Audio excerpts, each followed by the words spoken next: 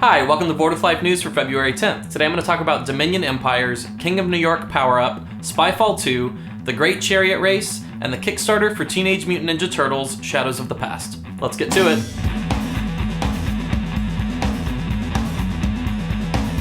Hi, I'm Chris. Welcome to Board with Life News. Up first, Dominion Empires is coming out. This is going to be the 10th expansion for Dominion. I'm obviously a big fan of Dominion. I have a bunch of the expansions. I'm excited about this one. This is going to be a big box expansion with metal coins and 300 cards. Some of the new mechanics and stuff that are going to be in it are they're going to be cards that you can buy now and pay for later. I have no idea how that works, but it sounds really interesting. It's also going to include landmarks that add new ways to score. Dominion is a pretty incredible game. Honestly, you don't need 10 expansions. I still don't have Adventures, which was the last expansion to come out. Haven't even played it.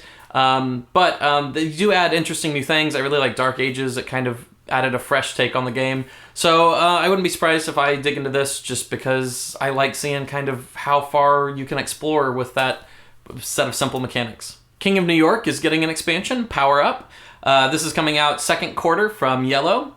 This is going to have two sets of power-up cards in it, so that one set is for King of New York, and the other set is so that you can combine your King of New York characters in your King of Tokyo game. So that's interesting. I think you're also going to be able to cross your King of Tokyo characters over to New York. You might have already been able to do that. I don't know. I didn't play New York because I thought King of Tokyo was just fine, and King of New York seemed like the same thing, but obviously a lot of other people like it.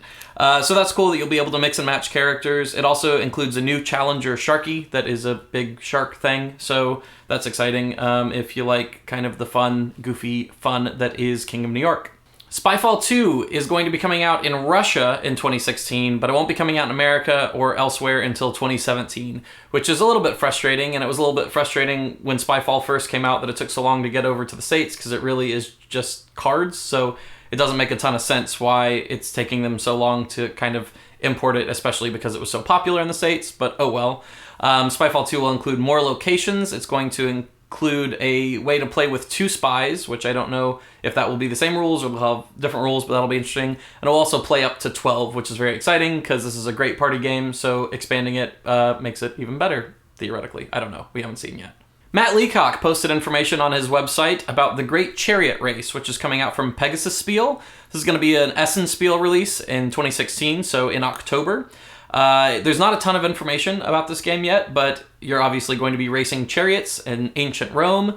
It plays in 30 to 45 minutes, and it fits 2 to 8 players, which I'm pretty excited about because I like games that have a decently large player count, but still play pretty quickly. So if this plays 8 players in 45 minutes, that sounds awesome.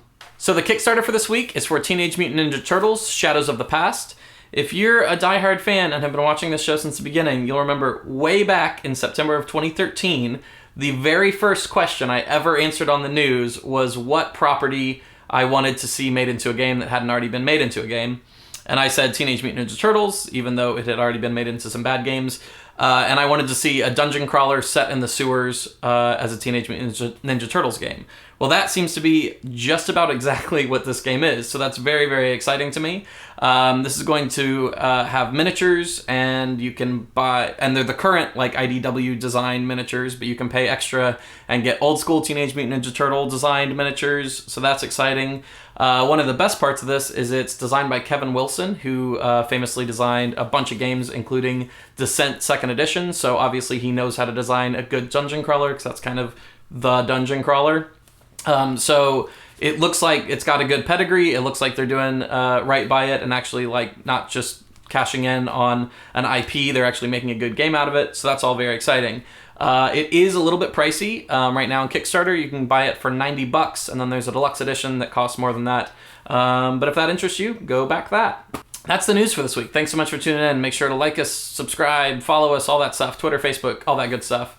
Podcast news, our Ravenloft podcast is still going on, so we'll get a new episode tomorrow.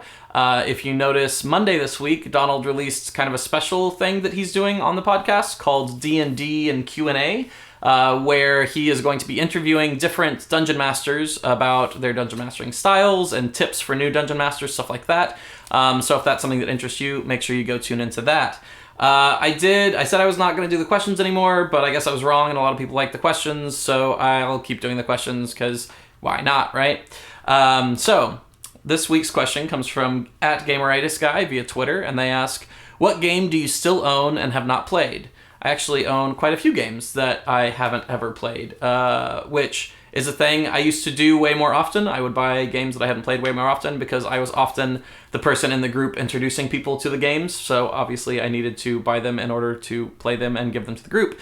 But now I'm a member of a couple different board game groups, so I can usually get a play-in of a game before I have to buy it, so that's really good. Some examples, I've never played At the Gates of Loyang, I've never played Mercator. I own those because I'm a big fan of Uwe Rosenberg and his designs, so those were easy blind buys, plus they look really good on the shelf with all of my other Uwe Rosenbergs, and I'm not above that. Other kind of stuff, I've never played Doomtown Reloaded. I really wanted to get into a LCG, and I thought that was going to be the one for me, but it didn't happen.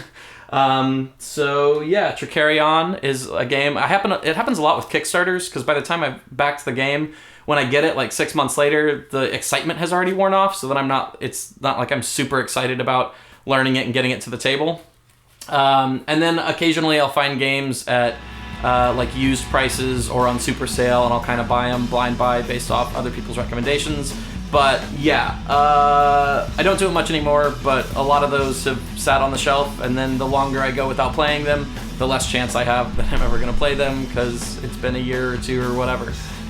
So yeah, it's not a great habit to be in, but it's one that I used to have. So that's the news for this week. Thanks so much for tuning in, and I will see you next week.